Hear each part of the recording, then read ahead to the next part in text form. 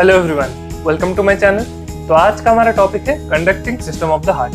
Basically heart में कैसे electrical impulse यानी कि इलेक्ट्रिकल सिग्नल्स ओरिजिन होते हैं और कैसे हार्ट के चारों ओर यानी कि हार्ट के हर एक मसल्स तक कैसे उसका ट्रांसमिशन होता है, उसी के बारे में आज जानेंगे।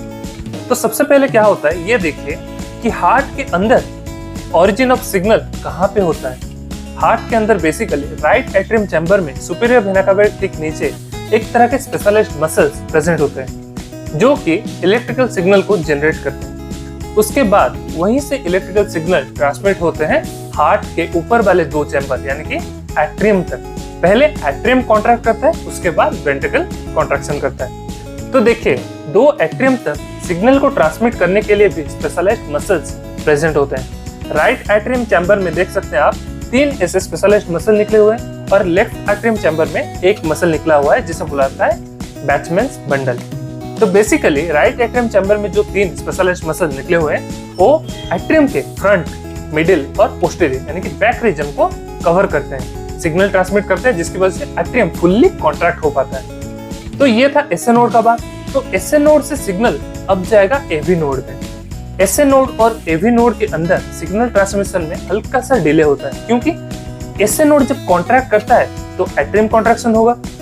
तो एसए नोड से सिग्नल रिलीज होने के बाद एट्रियम को फुल्ली कॉन्ट्रैक्ट करने के लिए थोड़ा सा टाइम चाहिए कि नहीं, इसलिए हल्का सा डिले होकर सिग्नल जाता है एवी नोड तक। एवी यानी कि एट्रियोवेंट्रिकुलर नोड, ये एट्रियम और वेंट्रिकल के बीच में प्रेजेंट होता है, that's why it is known as atrioventricular node. फिर सिग्नल आया एवी नोड में।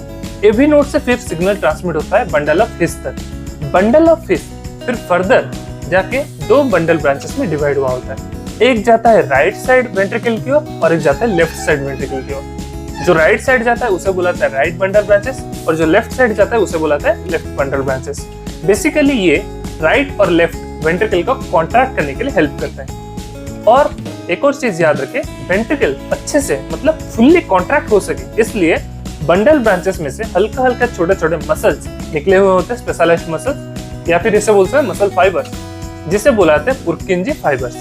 ये फाइबर्स वेंट्रिकल को फुल्ली कॉन्ट्रैक्ट करने के लिए हेल्प करते हैं। तो बेसिकली एसए नोड से सिग्नल ट्रांसमिट हुआ एवी नोड तक, एवी नोड से सिग्नल ट्रांसमिट हुआ बंडल ऑफ हिस तक, बंडल ऑफ हिस से सिग्नल ट्रांसमिट होता है लेफ्ट बंडल ब्रांचेस और राइट बंडल ब्रांचेस तक, फिर सिग्नल जाता है पुर्किंजी फाइबर तक। यही इसका सीक्वेंस है और इतना ही था हमारा conducting system of the heart. अगर ये आपको समझ में आया होगा तो एक लाइक जरूर कीजिए और ज्यादा से ज्यादा लोगों तक शेयर कीजिए ये वीडियो और सब्सक्राइब जरूर कीजिए।